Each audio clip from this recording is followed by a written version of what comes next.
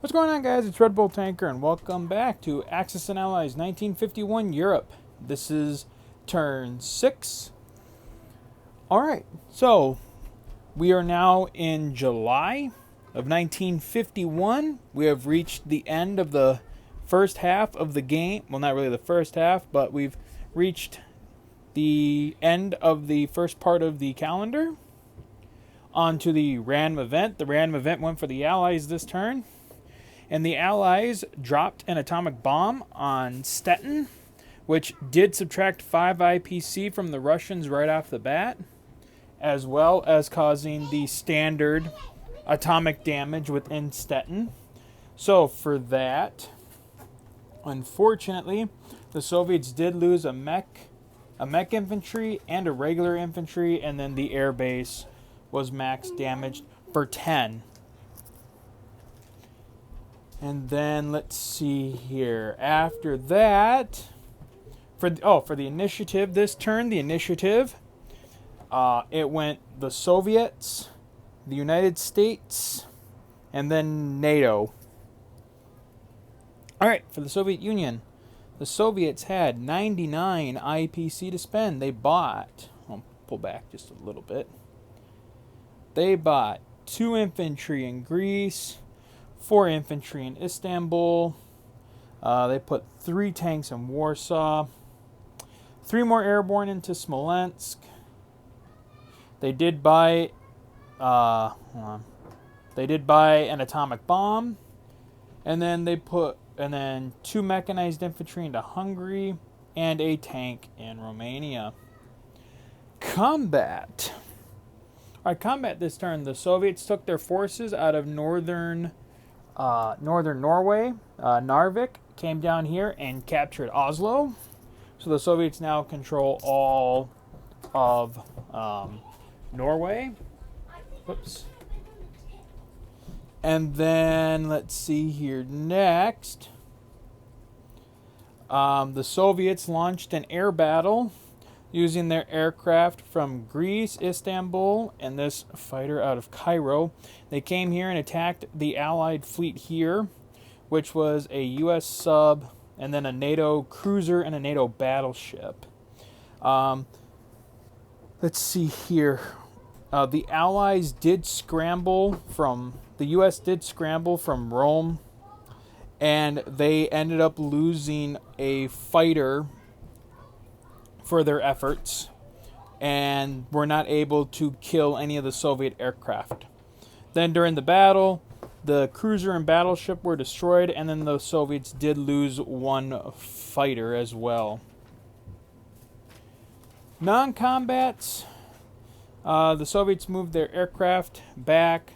They also pulled out of southern Germany, came back here to the Sudetenland just to kind of consolidate themselves.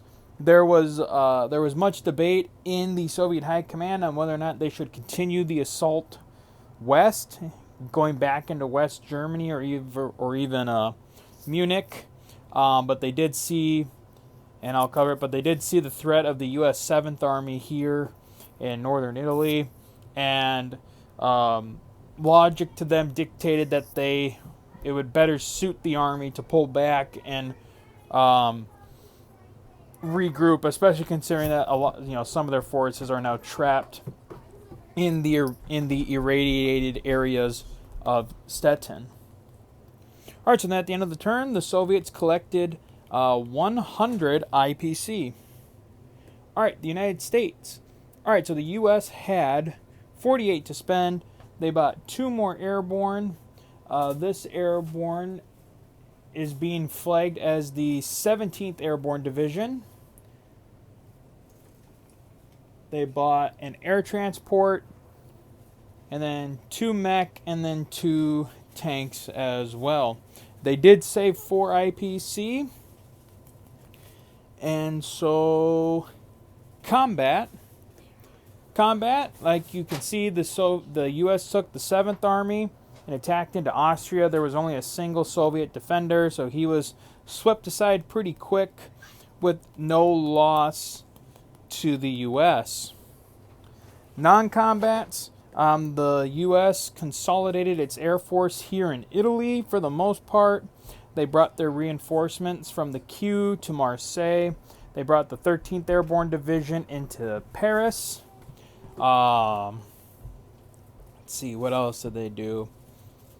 Well, that was pretty much it for non-combats. Although I will make a note, because I realized I had made a mistake, especially reading up more about the Battle of the Chosin Reservoir, which is the catalyst for the U.S. using nukes in this war. So basically how it goes is that during the Battle of the Chosin Reservoir, the 1st Marine Division, the 7th Infantry Division, and the 3rd Infantry Division do not get out of the Chosin Reservoir. And basically the U.S. 10th Corps in the Chosin Reservoir is completely annihilated.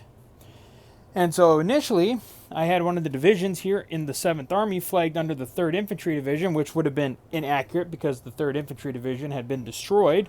So I decided to reflag that as the 5th Infantry Division. So the 5th Infantry Division has taken over for the 3rd Infantry Division, which was technically wiped out. Alright, so then at the end of the turn, the U.S. collected, they did collect 50 plus the 4 that they saved, so the U.S. did collect 54. Alright, NATO had 67 to spend. They bought 4 infantry in Holland, 4 infantry in Belgium, 2 mech infantry, a self-propelled gun, and 2 tanks in Paris. And they saved, and a AAA for Paris, and then they saved 1 IPC. NATO did not conduct any combats this turn. They basically just reconsolidated. Let's see here. They moved their mechanized infantry out of Rome to help reinforce the 7th Army. They moved forces back into Munich and reconstituted a new German army card down there. They reinforced the Army of the Rhine here in West Germany, though the British, I believe this is the 6th Airborne Division. Yes, the British 6th Airborne Division was pulled back into Holland and was paired up with its air transport, potentially for future NATO airborne operations into Eastern Europe. Let's see, what else? They pulled their fleet out of the northern Russian waters and sent them back off of Norway. They pulled their fleet out of the Baltic and reconsolidated it there as well. And that was it for them. So then at the end of the turn, NATO ended up collecting 75 IPC. All right. Well, that is going to be it for turn 6. And we will see you guys next time for turn 7. So then, until then, guys, as always, take care.